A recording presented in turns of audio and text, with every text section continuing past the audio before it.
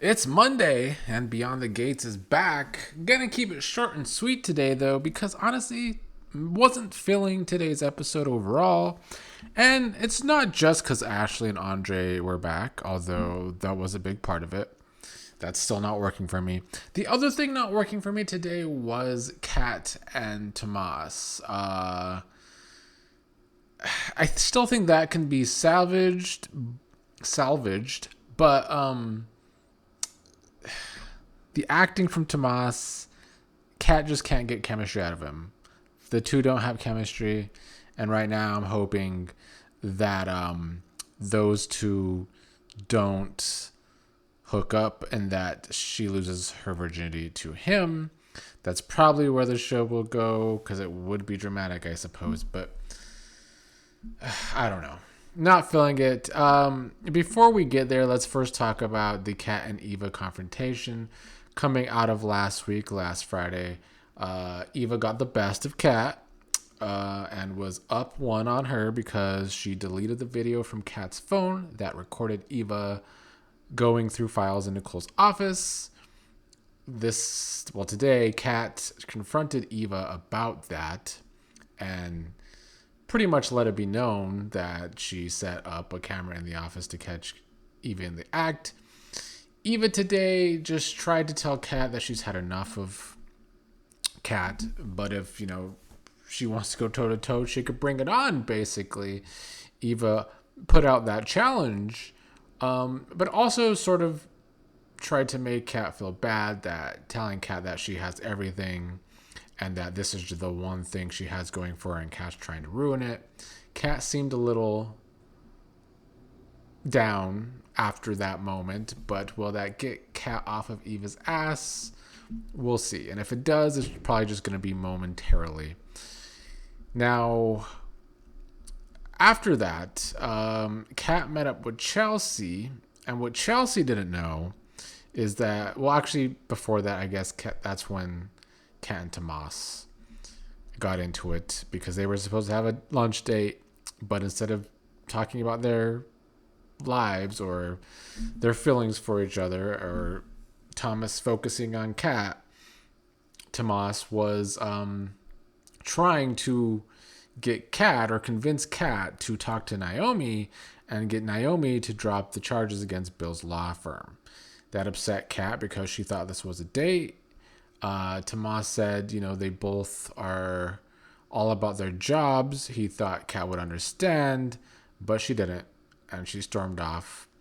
And then she met with Chelsea. What Chelsea didn't know is that Dani and Nicole had had a conversation, and Dani was feeling like she wants to help Chelsea with her endeavor of launching the bag line with Kat. This is Dani once again saying one thing and then doing another. They've done a good job, I guess, of showing Dani this way, where in one episode it seems like she's happier and doing better, and then the next she's passed out on the floor drunk. Last week she was mature with Chelsea. It wasn't act though, but she was trying to be a good mom, telling Chelsea it's okay if Chelsea wants to stop modeling. She can go on and do her fashion line. But today, Dani once again wanted to micromanage her daughter and be involved with it.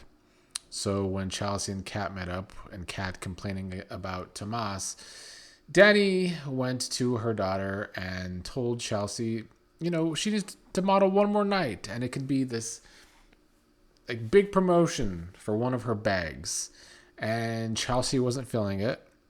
And by the end of the episode, Chelsea finally went off on her mom, telling her she wants to do her own thing with this bag line. And Nicole tried to warn Dani about this because when Dani was younger, she didn't want her parents involved in her modeling. But Dani thought that Chelsea would want her help, but she doesn't.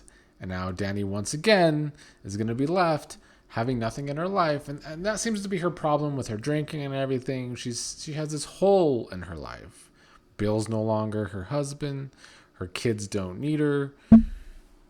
the only thing she has right now is alcohol, and we'll see where she turns. Although from last week's preview, her and Bill are going to be kind of cozy later this week by the look of things. So that'll be interesting. As for Kat, after talking to Chelsea and then leaving, she started fantasizing about Tomas. And this is really where they lost me, because she had this fantasy about Tomas and them working things out and then kissing. There was no chemistry in that kiss whatsoever. And then Kat was telling Tomas she wanted more, obviously alluding to sex, but then it was just a fantasy. But then she got a text from Tomas asking for her forgiveness, and she forgave him. Now, on one hand, I like that we have this younger character who is a virgin, but still being shown to have, sexual wants and needs as a woman. I like that we get that point of view from Kat. The problem is that Tomas can't act, or the actor that plays Tomas can't act, and he and Kat just don't have chemistry. They don't. So, it still can be a thing with Eva and Tomas. I think the Amber who plays Eva is very good actress, has chemistry with everyone, and has gotten chemistry out of Tomas, in my opinion. It's still going to be a lot of work for her to continue that, but I hope they go the route of Eva kind of playing up on these dynamics between Tomas and Kat now, where Tomas has shown that his job is important to him, and he almost tried to use Kat today. I think it is Eva, and maybe I'm just a big Eva stan, I don't know. She is my favorite character. But it is Eva, I think, who can still make that triangle interesting. I don't want Kat and Tomas to sleep together, though. That is where I stand right now, and I probably will continue to feel that way unless they recast Tomas. Let's move on to Bill today.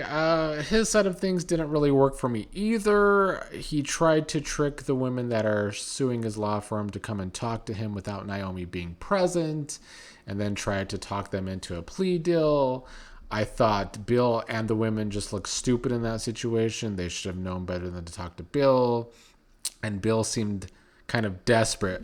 Like, I got what the show was going for, to show that Bill is underhanded and will do whatever it takes to get his way, especially as a lawyer. But this didn't seem like the best idea. And one of the girls texted Naomi, and she showed up and put a stop to that. That was kind of about it there. And I think that, Joey and Vanessa had some scenes too. They looked at homes. I will say, Q, who doesn't watch soap operas, and other people I know watching this that aren't like soap opera fans, have pointed out while watching that Joey and Vanessa have chemistry. And they do. And I think that is far more interesting now than Doug's gambling. But I guess it all kind of plays into each other. However, I still need the story to start moving faster. And then, I guess, speaking of stories that need to move faster or just move off the show, Andre and Ashley, and I guess Dani too, she was at the hospital. That was interesting when Dani and Ashley were talking to each other and Andre arrived and sees them talking. It's the woman that he's sleeping with, who happens to be his aunt's by marriage's sister. And then Ashley, who he's pining after. And then later he was in the office with Dani and Ted and Nicole, and Dani and Andre were having flirty eyes. I will be very intrigued when it comes out that Dani and Andre are sleeping together, because I need to see Nicole's reaction to that. And I hope that's just part of Nicole's life falling apart when Dana / Leslie / whatever you want to call her starts to ruin Nicole and Ted's lives. But the Andre and Ashley side of things, the nosy nurse, Shanice, was back today, and I would much rather watch her than Ashley. Ashley's just so boring. Andre was trying to avoid Ashley today in the hospital after trying to almost kiss her 2 weeks ago. And I just wish we could avoid this entire story. The show was better when the story's not on. It's honestly no surprise that last week flowed so well and every episode was good. And then the first episode this week, this storyline's back. And I thought today's episode kind of sucked. So, yeah. And the story is that Andre's going to go around the hospital and have shoot this documentary on the new nurses. It's just so contrived to get Ashley and Andre together in more scenes at the hospital. Andre's at the hospital more than the doctors, more than Nicole, more than Doug for sure. I'm over that triangle. So yeah, today's episode, honestly disappointing, but I mean, it's not going to deter me from watching or anything. The show still overall is great. But there were some misses today. I really do feel that way.